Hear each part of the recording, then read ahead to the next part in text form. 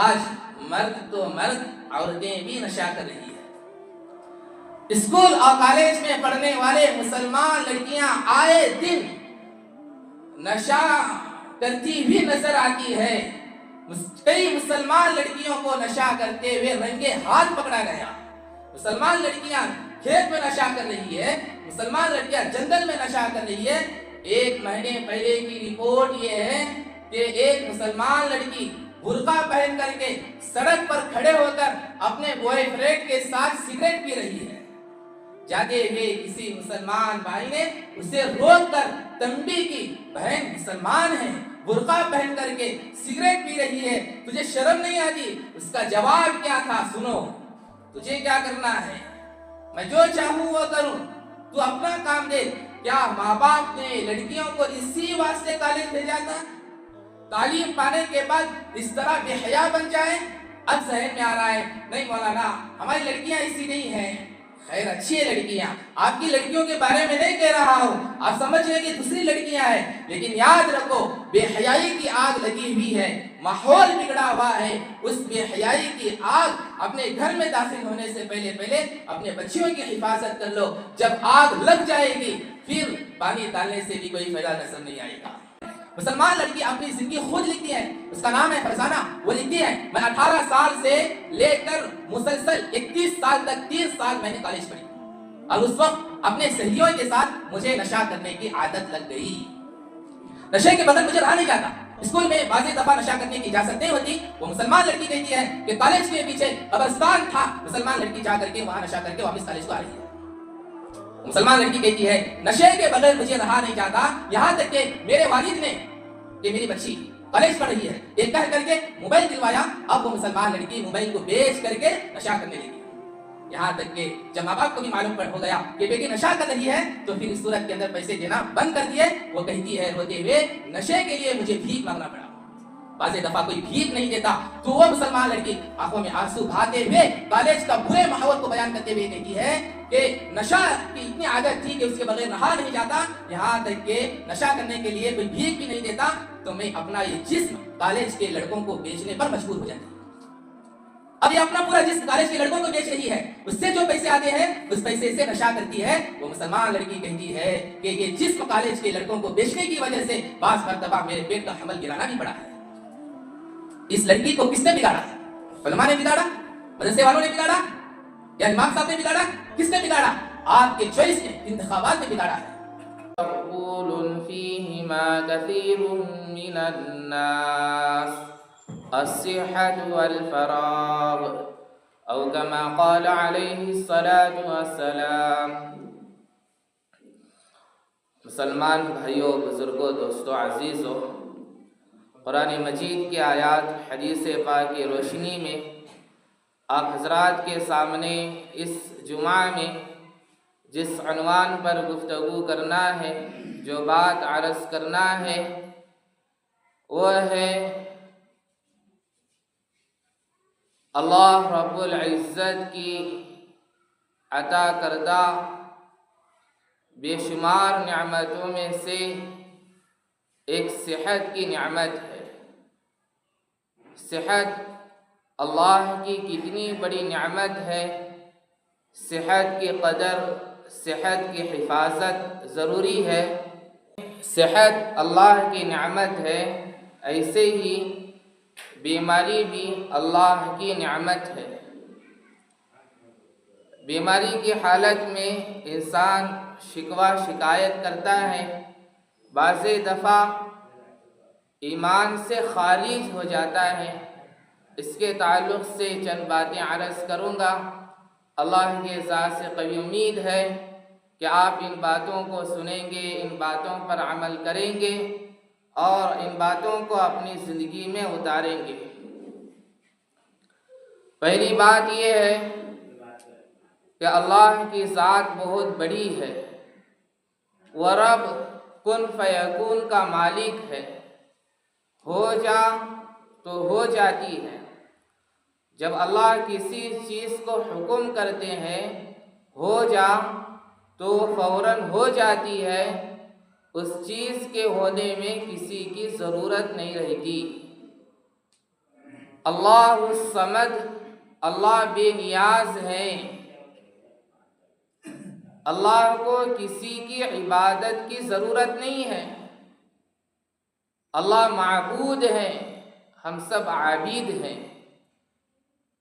اللہ بے نیاز ہے، اللہ کو کسی کی عبادت کی ضرورت نہیں ہے۔ اللہ کی بے نیازی کا عالم یہ ہے،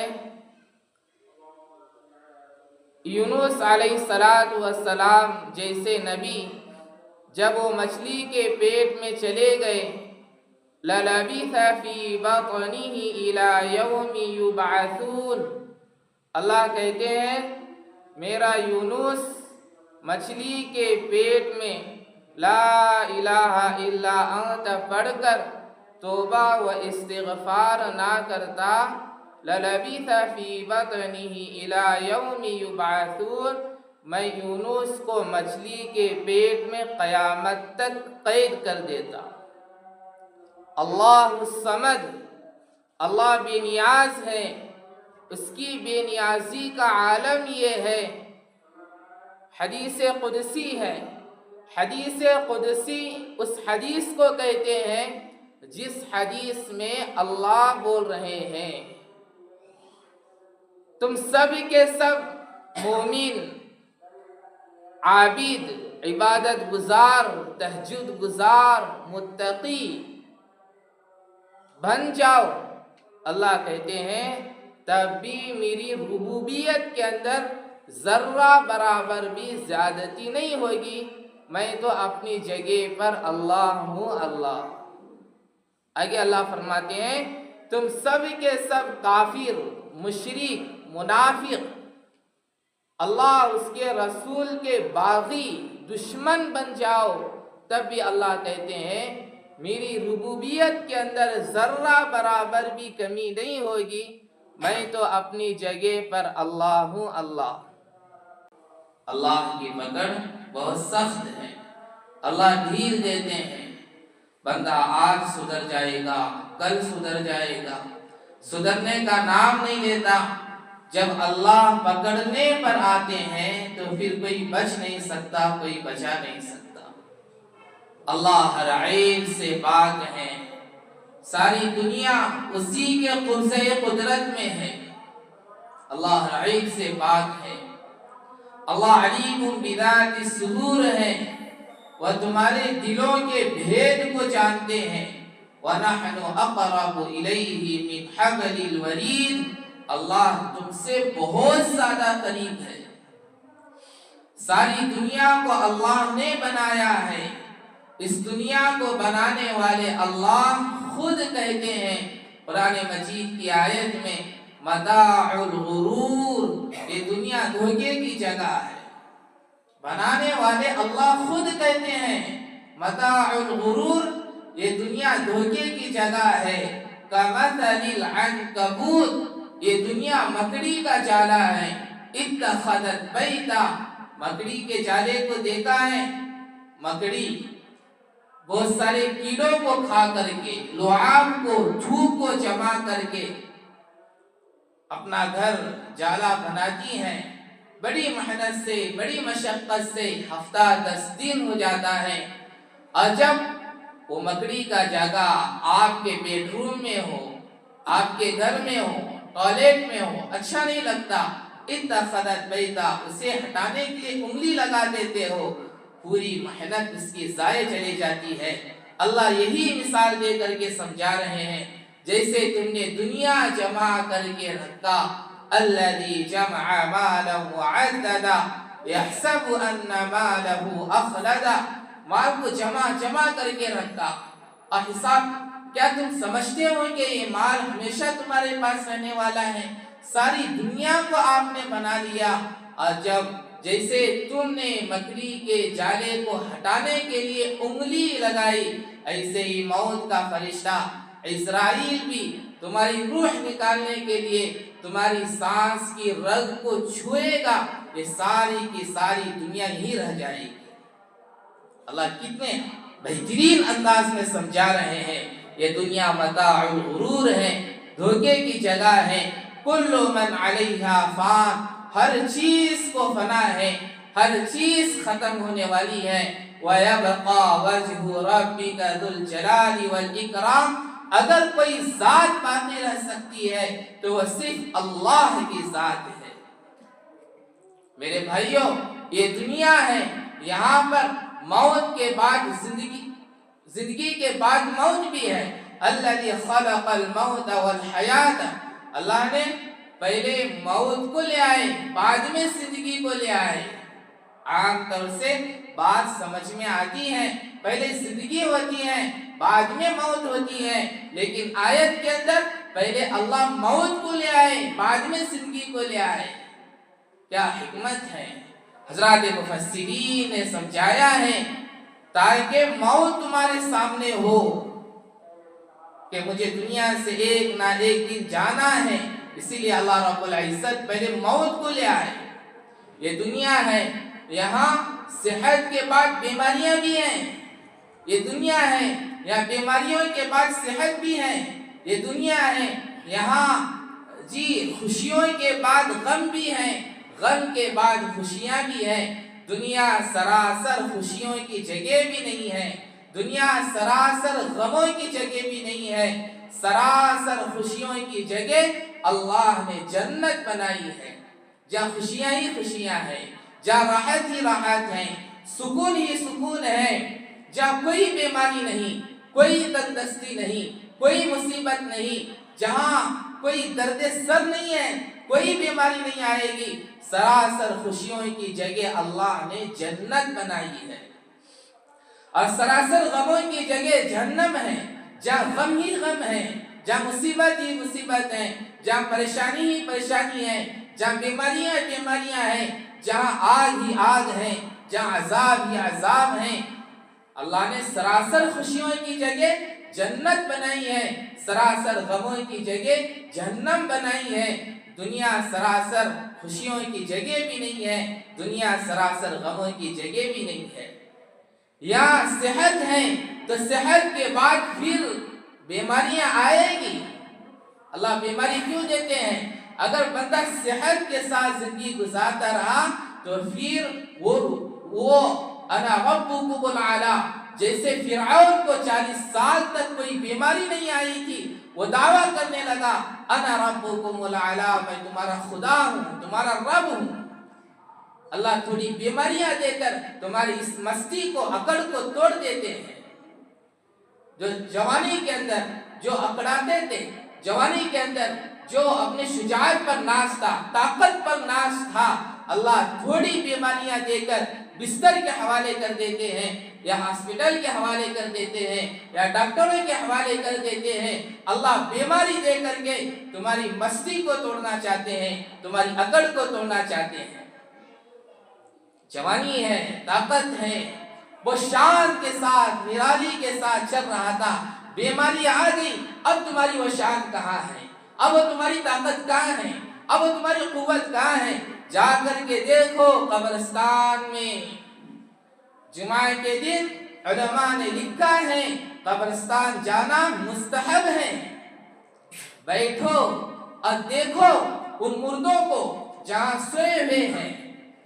کسی دن اپنی جوانی پر ناز تھا، اپنی طاقت پر ناز تھا، استری تار کپڑا پہنا کرتے تھے، دولت پر اتراتے تھے، شہرت پر اتراتے تھے، جو کسی وقت میں کسی پنچایت کا ممبر بھی تھا، جو کسی وقت میں کسی ملک کا MLA بھی تھا، آج ان کے مردوں کا کیا حال ہو گیا، ان کے جسم کا کیا حال ہو گیا۔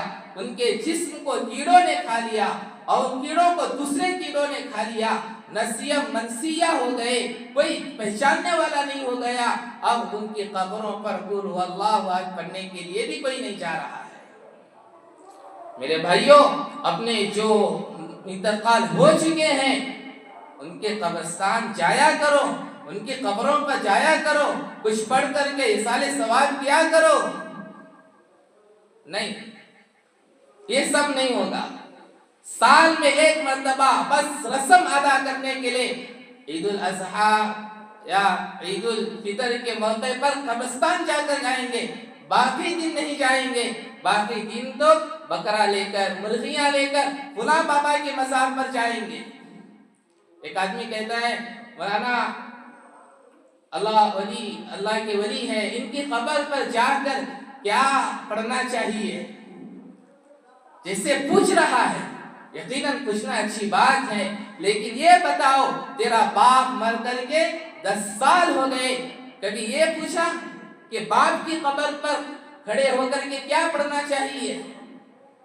بدبخت کہیں گا یہاں سے 2000 کلومیٹر جا کر کے مزار پر جا کر کے آ جاتا ہے, گاؤں کے قریب 2 کلومیٹر قبرستان ہوتے ہوئے کبھی اپنے باپ کی قبر پر جانا نصیب نہیں ہوا. تو دیکھو اللہ رب العزت صحت کے بعد بیماریاں بھی دیتے ہیں تاکہ اس کی مستی ٹوٹ جائے, اس کی اکڑ ٹوٹ جائے. جو جوانی میں اترایا کرتا تھا تو دنیا سراسر خوشیوں کی جگہ بھی نہیں ہے, غموں کی جگہ بھی نہیں ہے. یہاں صحت ہے تو اس کے بعد بیماریاں ہیں, بیماریاں ہیں تو پھر صحت بھی ہے. اس لیے صحت بہت بڑی نعمت ہے, بلکہ سب سے زیادہ صحت بہت بڑی نعمت ہے, اس لیے کہ انسان کا وجود ہی صحت سے ہے. اسلام نے اپنی تعلیمات میں بار بار صحت کی طرف توجہ دلائی, صحت کی طرف توجہ دلائی. ایمان کے بعد اگر سب سے بڑی نعمت ہے تو وہ صحت کی نعمت ہے. صحت ہے تو نماز کے لیے مسجد آئیں گے, صحت ہے بیوی بچوں کے حقوق کو بھی پورا کریں گے, صحت ہے جا کر کے حج فرض ہونے کے بعد حج بھی کر کے آئیں گے, صحت ہے تو روزے بھی رکھیں گے, صحت ہے تو دینی کام بھی کریں گے, صحت ہے دعوت کا کام بھی کریں گے, تبلیغ کا کام بھی کریں گے, اللہ کے راستے میں جائیں گے. تو معلوم ہوتا ہے انسان کا وجود ہی صحت سے ہے. اللہ کی عبادت کرتے ہوئے اپنی بہت زیادہ بیماریوں کو نہ دکھاؤ. صحت ہے پورے پابندی کے ساتھ کھڑے ہو کر رکوع صحیح, سجدہ صحیح, پوری پابندی کے ساتھ آداب مستحبات کی رعایت رکھ کر نماز پڑھے گا. اگر صحت نہیں ہے تو پھر کرسی پر نماز پڑھے گا, صحت نہیں ہے تو بیٹھ کر نماز پڑھے گا. ایک پابندی کے ساتھ مستحبات رعایت رکھ کر جو نماز پڑھتا ہے 2 رکعت میں نماز پڑھ لیتا ہے. جو کرسی پر بیٹھ کر نیچے نماز پڑھتا ہے وہ مستحبات رعایت رکھ کر نماز پڑھنے والی نماز کا بھی مقابلہ نہیں کر سکتا. اس پر اللہ جو اجر دیتے ہیں. اس لیے علماء نے کرسی پر بیٹھ کر کے نماز پڑھنا یہ تکبر کی علامت ہے. اگر اتنا ہی بیمار ہے تو بیٹھ کر کے نماز پڑھو.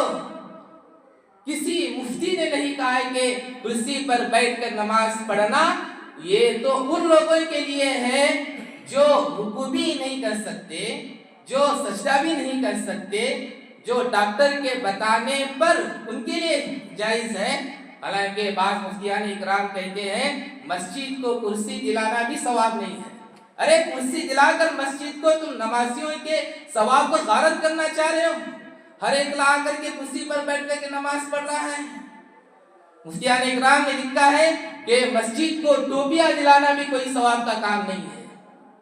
اس لیے کہ جو ٹوپی پہن کر تم بازار نہیں جا سکتے, مارکیٹ نہیں جا سکتے, وہ ٹوپیاں پہن کر نماز پڑھنا بھی علماء نے تمہاری نماز کو مکروہ لکھا ہے, کوئی ثواب کا کام نہیں لگتا ہے. پوچھو مسجد کے انتظامیہ سے, کمیٹیاں سے, ایک مرتبہ مسجد میں ٹوپیاں آ جاتی ہے, سال بھر اس ٹوپیوں کو نہیں دھویا جاتا. کتنی گندگی ہوگی, کتنا پسینہ ہوگا, سال بھر اس مسجد کی ٹوپیوں کو نہیں دھویا جاتا. تو علماء مفتی صاحب بڑے نرالے انداز میں کرسیوں پر بیٹھ کر نماز پڑھنے والے کو سمجھا رہے تھے. مسجد کو آیا, بدبخت کہیں کا چل کر کے آیا, پیشاب بھی بیٹھ کر کے کیا, بیت الخلا بھی بیٹھ کر کے کیا, وضو بھی بیٹھ کر کے کیا, چل کر کے مسجد کو آیا, کئی کرسی ہے اس کو اٹھا کر بھی رکھ لیا, یہ سارے کام کیا. نماز کا ٹائم آیا تو بیٹھ کر پڑھنے لگا. اگر یہی ہے کہ ہم بیماری ہے, گھٹنوں میں درد ہے, ہم بیٹھ کر کے نہیں کر سکتے, 2 منٹ کا سجدہ ہوتا ہے, 2 سیکنڈ کا سجدہ ہوتا ہے, 3 یا 2 سیکنڈ کا رکوع ہوتا ہے, تو اتنی بھی قدرت نہیں رکھ سکتے کہ 2 سیکنڈ اللہ کے سامنے جھک جائیں، 2-3 سیکنڈ رکوع میں جھک جائیں، اتنی بھی قدرت نہیں رکھتے، اتنی بیماری آ گئی تو پھر اس کا مطلب یہ ہے کہ بیت الخلاء میں وہاں 10 منٹ 15 منٹ بیٹھے ہوئے ہیں عزت سے۔ اگر یہاں پر قدرت نہیں ہو رہی ہے تو پھر یہ سمجھ لینا چاہیے کہ بیت الخلاء میں بھی کھڑے ہو کر کے بیت الخلاء کر رہے ہیں، بیٹھ کر کے نہیں کر رہے ہیں۔ تو صحت کے بعد اللہ بیماریاں بھی دیتے ہیں تاکہ اس کی مستی ٹوٹ جائے۔ تو صحت ہوگی تو پوری مستحبات رعایت کے ساتھ نماز بھی پڑھے گا۔ آج نوجوان اکثر اپنے صحت کو غارت کر دیتے ہیں، برباد کر دیتے ہیں، اپنی صحت کو نشے میں مبتلا ہو کر کے اپنی صحت کو برباد کر دیتے ہیں۔ حضرت جابر رضی اللہ عنہ سے روایت ہے، حضور اقدس صلی اللہ علیہ وسلم ارشاد فرماتے ہیں نشہ زیادہ مقدار میں لینا بھی حرام ہے، نشہ تھوڑی مقدار میں لینا بھی حرام ہے۔ جیسے پیشاب 1 لیٹر بھی ناپاک ہے، 1 قطرہ بھی ناپاک ہے۔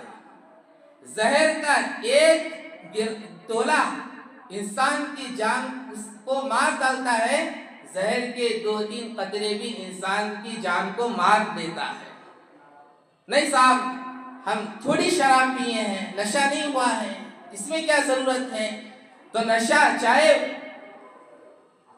زیادہ مقدار میں لینا چاہے تھوڑی مقدار میں لینا بصورت حرام ہے۔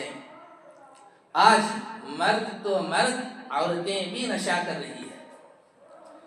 اسکول اور کالج میں پڑھنے والے مسلمان لڑکیاں آئے دن نشہ کرتی ہوئی نظر آتی ہے۔ کئی مسلمان لڑکیوں کو نشہ کرتے ہوئے رنگے ہاتھ پکڑا گیا۔ مسلمان لڑکیاں کھیت میں نشہ کر رہی ہے، مسلمان لڑکیاں جنگل میں نشہ کر رہی ہے۔ 1 مہینے پہلے کی رپورٹ یہ ہے کہ ایک مسلمان لڑکی برقع پہن کر کے سڑک پر کھڑے ہو کر اپنے بوائے فرینڈ کے ساتھ سگریٹ پی رہی ہے۔ جاتے ہوئے کسی مسلمان بھائی نے اسے روک کر تنبیہ کی، بہن مسلمان ہے، برقع پہن کر کے سگریٹ پی رہی ہے، تجھے شرم نہیں آتی؟ اس کا جواب کیا تھا؟ سنو، تجھے کیا کرنا ہے؟ میں جو چاہوں وہ کروں، تو اپنا کام دیکھ۔ کیا ماں باپ نے لڑکیوں کو اسی واسطے کالج بھیجا تھا؟ تعلیم پانے کے بعد اس طرح بے حیا بن جائے؟ اب ذہن میں آ رہا ہے نہیں مولانا ہماری لڑکیاں ایسی نہیں ہیں۔ خیر اچھی ہے لڑکیاں، آپ کی لڑکیوں کے بارے میں نہیں کہہ رہا ہوں، آپ سمجھ رہے کہ دوسری لڑکیاں ہیں، لیکن یاد رکھو بے حیائی کی آگ لگی ہوئی ہے، ماحول بگڑا ہوا ہے۔ اس بے حیائی کی آگ اپنے گھر میں داخل ہونے سے پہلے اپنے بچیوں کی حفاظت کر لو۔ جب آگ لگ جائے گی پھر پانی ڈالنے سے بھی کوئی فائدہ نظر نہیں آئے گا۔ مارکیٹ میں 100 طرح کی سبزیاں آپ نے دیکھی ہیں، 100 طرح کی سبزیاں آپ نے کھائی، 100 طرح کی سبزیاں آپ نے خریدی ہیں۔ مارکیٹ میں 100 طرح کی سبزیاں نہیں بکتی، نشہ کرنے کے جو آئٹمز ہیں وہ 500 سے بھی زیادہ ہے۔ نشہ کرنے کی جو چیزیں ہیں مارکیٹ کے اندر وہ 500 سے بھی زیادہ بک رہی ہیں، اور اسی آدمی کو، اسی فیلڈ کے آدمی کو معلوم ہوگا۔ بعض ڈھابوں کے اندر کھانے کے مینو کے ساتھ ساتھ نیچے لگا ہوا رہتا ہے کہ اشارے کے طور پر آج ہمارے پاس نشہ کا یہ چیز ہے۔ اس وقت اتنا زیادہ خاص طور سے اسکول اور کالج میں پڑھنے والے نئی نسل کے نوجوان لڑکے، نوجوان لڑکیوں کے اندر نشہ کا دھند اتنا بڑھتے جا رہا ہے۔ سننے میں آیا کہ بعض اسکولوں اور کالجوں کا حال یہ ہے کہ بچے پیٹرول سے نشہ کر رہے ہیں، لکھنے کے بعد جو مٹانے کا وائٹنر ہوتا ہے بعض بچے اس سے نشہ کر رہے ہیں، گاڑی کا دھواں نکلتا ہے اس سے نشہ کر رہے ہیں، اور اسکول اور کالجوں کا حال یہ ہے پارٹیوں کے موقع پر شراب اور نشہ، برتھ ڈے کے موقع پر شراب اور نشہ، خوشی کے موقع پر شراب اور نشہ، اسکول میں کوئی بچی آگے آ گئی تو شراب اور نشہ، اس کے ذریعے سے وہ خوشیاں منائیں گے۔ ہر 40-50 دکانوں کے بعد نشے کی دکان ہے. ایسے ماحول کے اندر ہم بار بار اپنی اولاد کو نصیحت کرتے رہے نشے سے دور رہو، نشے سے دور رہو. وہ باپ کیا اپنی اولاد کی تربیت کر سکتا ہے جو خود شرابی ہے؟ وہ باپ کیا اپنی اولاد کی تربیت کر سکتا ہے جو باپ اپنے بیٹے کے ہاتھ سے سگریٹ بیڑی منگاتا ہے؟ یاد رکھو، وہ خبیث باپ، ناپاک بھی کہا جائے تو کوئی حرج نہیں ہے، وہ ایک نہ ایک دن اپنے بیٹے کو سگریٹ اور بیڑی کا عادی ضرور بنائے گا. اس لیے کہ جب بیٹا لا کر کے دے رہا ہے ایک نہ ایک دن یہ بھی پیے گا. بعض ظالم باپ وہ ہیں جو بیٹوں کے ہاتھ سے شراب بھی منگاتے ہیں. اخبار میں آپ نے پڑھا ہوگا، میں نے پڑھا، نشے میں آیا ہوا باپ گھر آیا، اپنے معصوم بچہ، دودھ پیتا ہوا بچہ رو رہا تھا، اسے خاموش کرانے کے لیے اس کے منہ میں شراب ڈال رہا ہے. ماں نے دیکھا، زور سے دھکیل دیا، جا کر کے دیوار سے ٹکرا گیا، سر پھٹ گیا، لڑائی ہوئی، جھگڑا ہوا، پولیس اسٹیشن کیس آیا. کیس کو معلوم کیا گیا تو پتا چلا کہ شرابی باپ نشے کی حالت میں گھر آیا اور اپنے دودھ پیتے بچے کو جو رو رہا تھا خاموش کرنے کے لیے اس کے منہ میں شراب ڈال رہا ہے. سماج کتنا بگڑا ہوا ہے. مسلمان لڑکے اور لڑکیوں کی کئی واقعات ایسے ہیں نشے کی وجہ سے زندگیاں برباد ہو گئی. ایک مسلمان لڑکی اپنی زندگی خود لکھتی ہے، اس کا نام ہے فرزانہ. آپ نے بھی یوٹیوب میں دیکھا ہوگا. آج سے تقریباً 2 سال پہلے کی بات یہ ہے، اس کا نام ہے فرزانہ اور یہ چرچا بھی عام ہو گیا تھا. یہ صحیح رپورٹ میں آپ کو بتا رہا ہوں، یہ ایسی ویسی بہکی باتیں نہیں بتا رہا ہوں کہ بنا کر کے میں آپ کو بولوں. یہ صحیح رپورٹ ہے. مسلمان لڑکی اپنی زندگی خود لکھتی ہے، اس کا نام ہے فرزانہ. وہ لکھتی ہے، میں 18 سال سے لے کر مسلسل 21 سال تک 3 سال میں نے کالج پڑھی اور اس وقت اپنے سہیلیوں کے ساتھ مجھے نشہ کرنے کی عادت لگ گئی. نشے کے بغیر مجھے رہا نہیں جاتا. اسکول میں بعض دفعہ نشہ کرنے کی اجازت نہیں ہوتی. وہ مسلمان لڑکی کہتی ہے کہ کالج کے پیچھے قبرستان تھا، مسلمان لڑکی جا کر کے وہاں نشہ کر کے واپس کالج کو آ رہی ہے. مسلمان لڑکی کہتی ہے نشے کے بغیر مجھے رہا نہیں جاتا، یہاں تک کہ میرے والد نے کہ میری بچی کالج پڑھ رہی ہے یہ کہہ کر کے موبائل دلوایا. اب وہ مسلمان لڑکی موبائل کو بیچ کر کے نشہ کرنے لگی. یہاں تک کہ جب ماں باپ کو بھی معلوم ہو گیا کہ بیٹی نشہ کر رہی ہے تو پھر اس صورت کے اندر پیسے دینا بند کر دیے.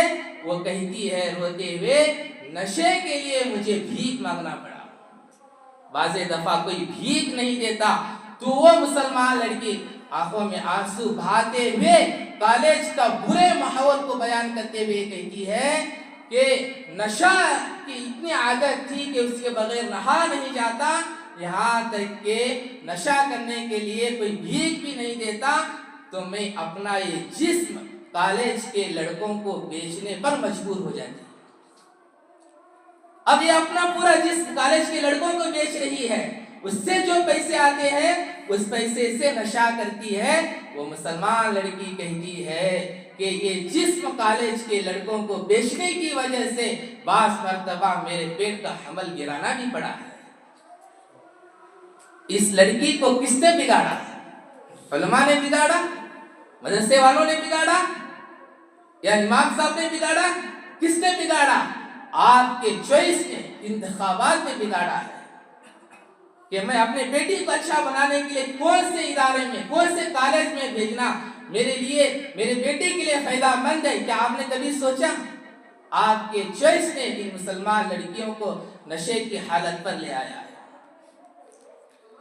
آپ کو معلوم ہوگا تازہ خبر ابھی 4-5 دن کی رپورٹ ہے، ہندوستان کے بعض ریاستوں کی عورتوں نے حکومتوں سے مطالبہ کیا ہے ملک کے اندر عورتوں کے لیے خاص طور سے شراب کی دکانیں کھولی جائیں۔ جیسے بسٹانوں میں، مارکیٹ میں آپ نے دیکھا ہوگا کہ ٹوائلٹ رہتا ہے، لیڈیز ٹوائلٹ، جینٹس ٹوائلٹ۔ اب لیڈیز ٹوائلٹ ہے تو وہاں پر لیڈیز ہی جائے گی، جینٹس ہے تو پھر وہاں جینٹس ہی جائے گا۔ ایسے ہی عورتیں کہہ رہی ہے کہ لیڈیز شراب کی دکانیں ہونی چاہیے، اس لیے کہ ہم وہاں جاتے ہیں شراب خریدنے کے لیے، مرد بھی رہتے ہیں، کبھی چپکنا پڑتا ہے، کبھی وہ چھیڑتے ہیں۔ ارے شراب پی کر جب تمہیں ہوش نہیں رہتی ہے تو پھر یہ مطالبہ کیوں کر رہے ہو؟ تو پھر وہاں پر جاؤ، اور جاؤ تو پھر وہ چھیڑتے ہیں تو پھر چھڑا لو۔ نشے کے بعد کی برائیاں اتنی بڑی ہوئی ہے، اللہ کے نبی صلی اللہ علیہ وسلم نے نشے کے سلسلے میں 2 لفظ استعمال فرمائے ہیں۔ ایک لفظ استعمال فرمایا ام الخبائث، دوسرا لفظ استعمال فرمایا ام الفواحش۔ شراب تمام خباثتوں کی جڑ ہے، شراب تمام برائیوں کی جڑ ہے۔ ایک مرتبہ میری جماعت چل رہی تھی، ایک بستی میں جماعت ہوئی تھی، وہاں کے مسلمان مجھے کہنے لگے مولانا ہماری یہاں کی عورتیں بھی شراب بیچتی ہیں۔ کیا کہنے لگے؟ ہماری یہاں عورتیں بھی شراب بیچتی ہیں۔ لیکن حیدرآباد کے اندر جہاں دارالقضا ہے، جہاں طلاق طلاق کے مسائل حل کیے جاتے ہیں، وہاں کا ایک واقعہ، مفتیان اکرام کے پاس ایک مسلمان خاتون آتی ہے۔ وہ واقعہ مجھے بولتے ہوئے بھی شرم آتی ہے، لیکن کیا کریں، جب سماج ہی بے شرم بن جاتا ہے تو بے شرم لوگوں کے سامنے شرماتے ہوئے بھی ایک گناہ کا کام ہے۔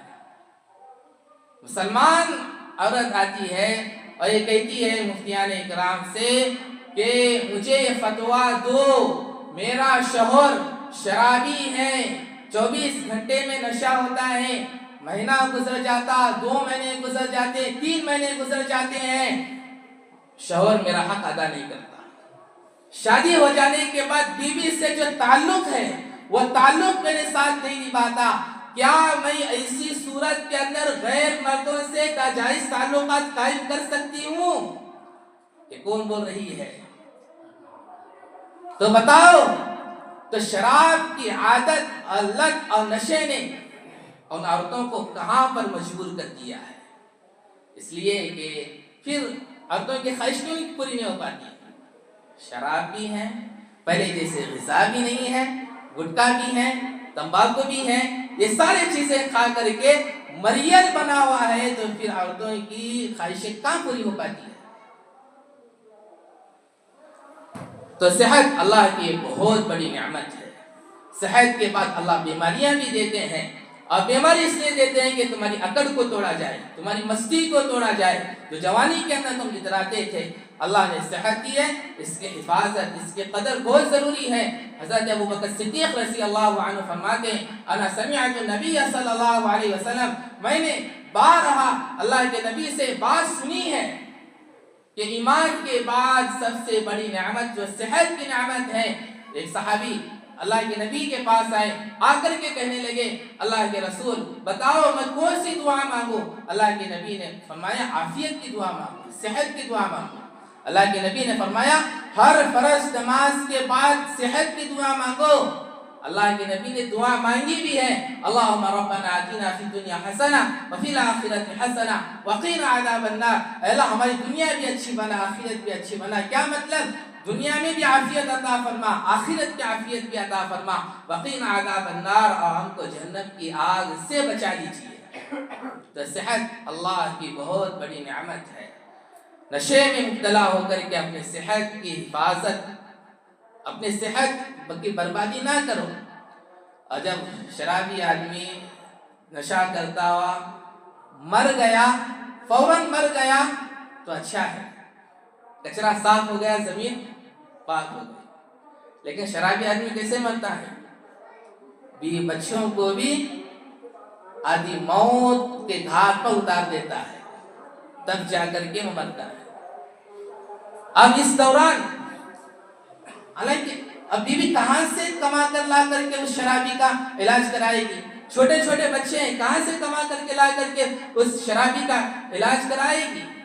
ایسے کئی واقعات سماج کے اندر پائے جاتے ہیں جو شرابی لوگوں سے ان کی عورتیں برجستہ یہ کہتی ہیں کہ کب مر جائے، کب مجھے سکون مل جائے۔ کیوں؟ اس لیے کہ یہ نہ مرتا ہے اور دوسروں کو مرا کر ہی مرتا ہے۔ مر گیا، کچرا صاف ہو گیا، زمین پاک ہو گئی۔ اس لیے کتنے ایسے شرابی لوگ ہیں، اس کے حالات کیا ہیں، نقصانات کیا ہیں؟ پہلا نقصان یہ ہے کہ مال کا نقصان ہو جاتا۔ اب شہروں کے اندر آپ نے دیکھا ہوگا 50 میٹر کے فاصلے پر نشے کی دکان، دارو کی دکان، اس کے بعد سگنل ہوتا ہے، وہاں پی کر آئے گا یا سگنل میں پولیس کھڑی رہے گی۔ اب آپ شراب کی دکان میں پیسے دے کر شراب پی کر کے آیا، اب سگنل ہے، پولیس کھڑی رہے گی، پکڑے گی، منہ میں ڈال کر کے چیک کرے گی کہ شراب پیا نہیں پیا۔ نشے کی حالت میں تو پھر فائن بھرے گی، وہاں بھی پیسے گئے، یہاں بھی پیسے چلے گئے۔ اور حکومت بھی کیسا اندھا قانون ہے کہ شراب پیو لیکن شراب پی کر کے گاڑی نہ چلاؤ، ایسا قانون ہے۔ جب شراب پی کر کے وہ گاڑی نہیں چلا سکتا تو پھر شرابی آدمی زندگی کیسے چلا سکتا ہے؟ بھی بچوں کو کیسے چلا سکتا ہے؟ گھر کو کیسے چلا سکتا ہے؟ اس لیے شرابی آدمی کو بھائی قرضہ دینا بھی پسند نہیں کرے گا۔ شرابی آدمی بیمار ہے، اس کی دوائیوں کے لیے اگر پیسے دو گے، بھائی شرابی آدمی ہے تو چندہ دو، اس کی صحت کے لیے علاج کرانا ہے تو کوئی نہیں دے گا۔ اگر نیک آدمی بیمار ہے تو فوراً اٹھا کر کے دے دے گا۔ شرابی آدمی کے گھر میں کوئی رشتہ بھی کرنا پسند نہیں کرتا۔ بتاؤ دل پر ہاتھ رکھ کر کے کیا تم اپنی بیٹی کا رشتہ شرابی کے گھر پہ کراؤ گے؟ وہ لڑکا، اس کا باپ بھی شراب ہے تو پھر ڈر لگے گا کہ ایسا نہ ہو جائے کہ اس کا بیٹا بھی شرابی بن جائے، اس کا بیٹا بھی شراب پینا شروع کر دیے جائے۔ شادی ہو جانے کے بعد پھر داماد شرابی بن گئے تو کوئی حرج نہیں ہے، بیٹی دینے سے پہلے شرابی کو دے دیں گے۔ شادی ہو جانے کے بعد پھر داماد شرابی بن گیا، اس بیوی پر ظلم کر رہا ہے، لات مار رہا ہے، جوتے مار رہا ہے، بالوں کو کھینچ کر کے مار رہا ہے، سڑک پر لے آ رہا ہے، تب تو کوئی حرج نہیں ہے۔ تب تو بیٹی ہی کو کہیں گے صبر کرو صبر کرو۔ اگر اتنے نامرد ہو کہ کیا تمہارے اندر اتنی بھی طاقت نہیں ہے، شرابی داماد کو جوتے مار کر کے اسے سیدھا کیوں نہیں کرتے؟ کیوں اپنی بیٹی کو شرابی آدمی کے ظلم میں رکھنا پسند کرتے ہو؟ بار بار کہتے ہو صبر کرو صبر کرو صبر کرو، وہ مظلومیت کی زندگی گزار رہی ہے۔ اس سے بہتر یہ ہے کہ شرابی داماد کو جوتے مار کر کے سیدھا کر۔ تو صحت اللہ کی بہت بڑی نعمت ہے۔ صحت کے ساتھ ساتھ اللہ نے دوسری نعمت رکھی ہے، وہ ہے بیماری۔ بیماری اللہ کی بہت بڑی نعمت ہے۔ اگر کوئی آدمی بیمار ہو جاتا ہے، حدیث میں اللہ کے نبی صلی اللہ علیہ وسلم نے بیمار آدمی کے بڑے فضائل بیان فرمائے۔ ایک حدیث میں اللہ کے نبی نے فرمایا، بخار، بیماری انسان کے گناہوں کو ایسے جھاڑ دیتا ہے جیسے درخت سے پتے گرتے ہیں، ہوائیں چلتی ہیں، بازے درخت پر پتے نہیں رہتے، خالی ہو جاتے ہیں، ایسے ہی بخار اور بیماری انسان کے گناہوں کو ختم کر دیتی ہے۔ حضرت ام سلیم رضی اللہ عنہ صحابیہ ہیں، انصاریہ ہیں، نبی کے بیمار ہو گئی، اللہ کے نبی صلی اللہ علیہ وسلم عیادت کے لیے گئے۔ حضرت ام سلیم بڑی سخت بیمار تھی، پوچھا اللہ کے نبی نے طبیعت کیسی ہے آپ کی؟ ام سلیم رضی اللہ عنہ نے کہا اللہ کے رسول وہ سخت بیمار ہے، بخار چڑھا ہوا ہے۔ اللہ کے نبی نے کہا کیا تم لوہا جانتی ہو؟ کیا تم لوہے کا زنگ جانتی ہو؟ لوہے کی بٹی جانتی ہو؟ ام سلیم کہنے لگی یا رسول اللہ سب جانتی ہوں۔ اللہ کے نبی نے فرمایا ابشر یا ام سلیم، ام سلیم تمہیں خوشخبری ہو، لوہے کو جب زنگ لگ جاتا ہے، صاف کرنے کے لیے لوہے کی بٹی میں ڈالتے ہیں، زنگ نکال کر لوہے کو صاف بنا کر کے نکالتے ہیں، ایسے ہی صحت مند آدمی جب بیمار ہو جاتا ہے اللہ رب العزت اس کے گناہوں کو ایسے ہی صاف کر دیتے ہیں۔ بیماری مومن کے لیے نعمت ہے، بیماری کافروں کے لیے نعمت نہیں ہے۔ بیماری مومن کے لیے نعمت ہے، بیماری کافروں کے لیے عذاب ہے۔ موت کی تکلیف، سکرات کی تکلیف مومن کے لیے ایک نعمت ہے، موت کی تکلیف، سکرات کی تکلیف کافروں کے لیے عذاب ہے۔ مومن کی مثال ایسی ہے جب وہ بیمار پڑ جاتا ہے، بیماری کے بعد جب وہ صحت مند پاتا ہے، حضرت سلمان فارسی رضی اللہ عنہ کہتے ہیں اس کی مثال ایسے ہے جیسا کپڑا میلا ہو جاتا ہے، دھوتے ہیں تو صاف ہو جاتا ہے، ایسے ہی انسان بیمار پڑ جاتا ہے اور پھر جب صحت پاتا ہے تو پھر اللہ رب العزت کپڑے کی طرح اس کے گناہوں کو صاف کر دیتے ہیں۔ اس لیے بیمار ہو، بیماری کے حالت میں شکوے شکایت نہ کرو۔ جب بیمار پڑ جاتا ہے فرشتے آتے ہیں صبح کا اعمال لکھنے کے لیے، شام کے اعمال لکھنے کے لیے، جب فرشتے آتے ہیں تو پھر اللہ سے کہتے ہیں اللہ رب العزت اب بیمار ہو گیا، جب صحت تھا تہجد بھی پڑھتا تھا، اشراق بھی پڑھتا تھا، چاشت بھی پڑھتا تھا، اوابین بھی پڑھتا تھا، ذکر بھی کرتا تھا، قرآن کی تلاوت بھی کرتا تھا، یہ بیمار ہو گیا۔ بیماری نے ان عبادتوں سے انہیں روکا ہے، ہم کیا اس کے نیک اعمال لکھیں؟ اللہ کہتے ہیں ان فرشتوں سے جو صحت کے زمانے میں جو نیک اعمال کرتا تھا اب بیمار پڑ گیا نہیں کر سکتا، اب بھی ان نیک اعمال کو لکھتے رہو یہاں تک کہ وہ صحت پائے، یہاں تک کہ وہ انتقال کر جائے۔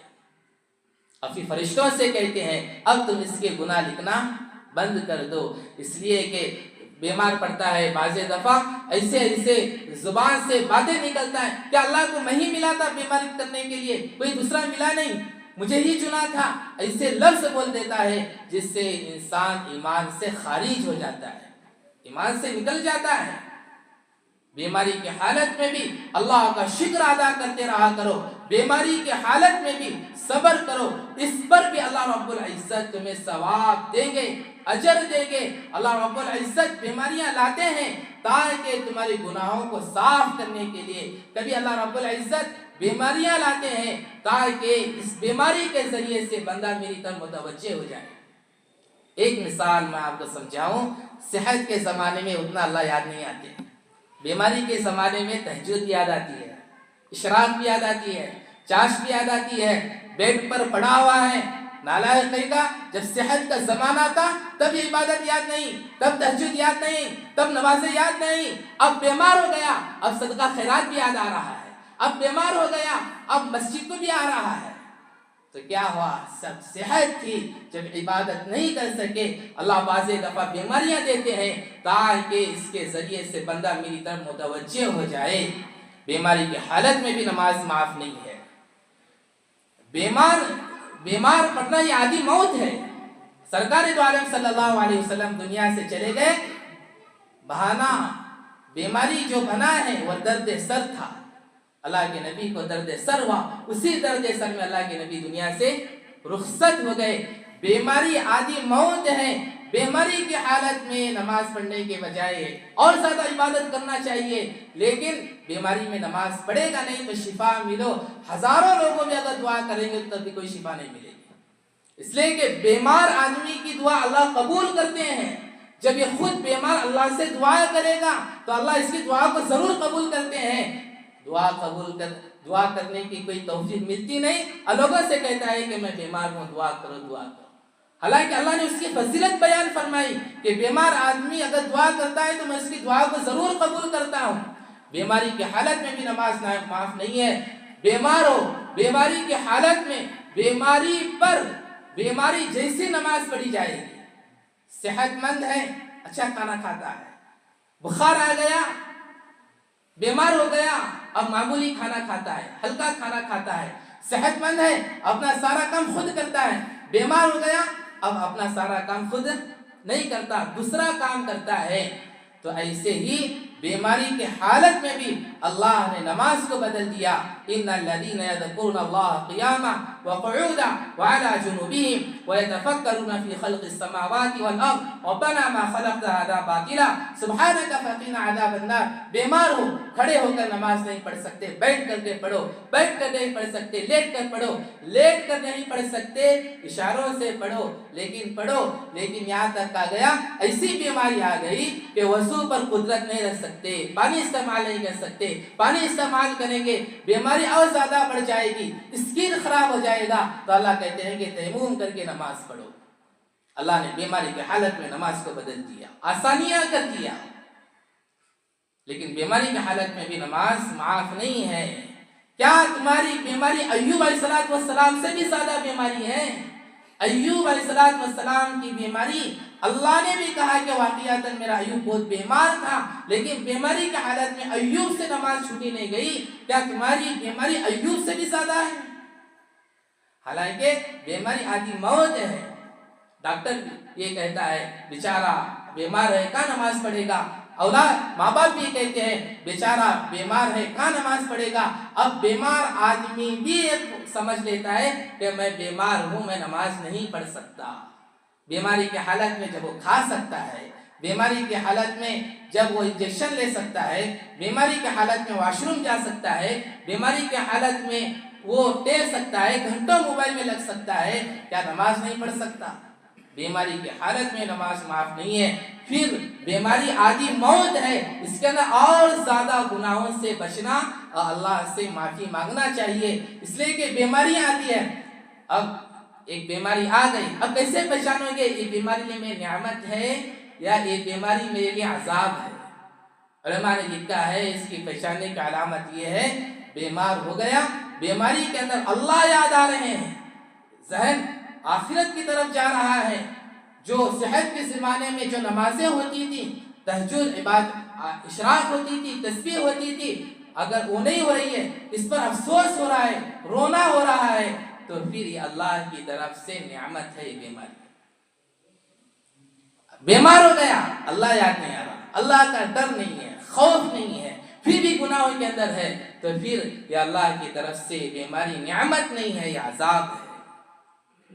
پھر آپ سنائیں گے یہ حالات آ گئے، یہ حالات آ گئے، یہ حالات آ گئے.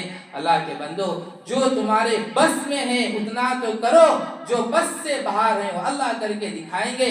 حضرت یوسف علیہ السلام کو 7 بند دروازوں کے اندر جب زلیخا نے زنا کی دعوت دی، کمرے بند ہیں، تالے لگے ہوئے ہیں، 7 دروازے لگے ہوئے ہیں. حضرت یوسف نے یہ نہیں سوچا کہ کمرے بند ہیں، تالے لگے ہوئے ہیں، 7 دروازے لگے ہوئے ہیں، اگر میں بھاگوں گا تو کون دروازہ کھلے گا؟ یوسف نے بتا دیا. مسلمانوں سنو، یوسف نے 7 بند دروازوں کے اندر زلیخا کی زنا کی دعوت سے بچنے کے لیے کمرے تک بھاگ کر کے آیا. اللہ نے اپنا کرشمہ یہ دکھایا کہ 7 دروازے کھول دیا. اپنے بس میں جو ہے اتنا تو کرو، جو بس سے باہر ہے وہ اللہ کر کے دکھائیں گے. آج بھی مسلمان جو ظالم کے گھیرے میں گھیرا ہوا ہے، مسجد تک بھاگ کر کے آؤ، آگے اللہ کر کے دکھائیں گے. جو بس میں ہے اتنا تو کرو، جو بس سے باہر ہے وہ اللہ کر کے دکھائیں گے. اللہ سے دعا ہے اللہ ہم سب کو ان باتوں پر عمل کی توفیق عطا فرمائے. صلی اللہ علیہ نبی کے کریم برحمتک یا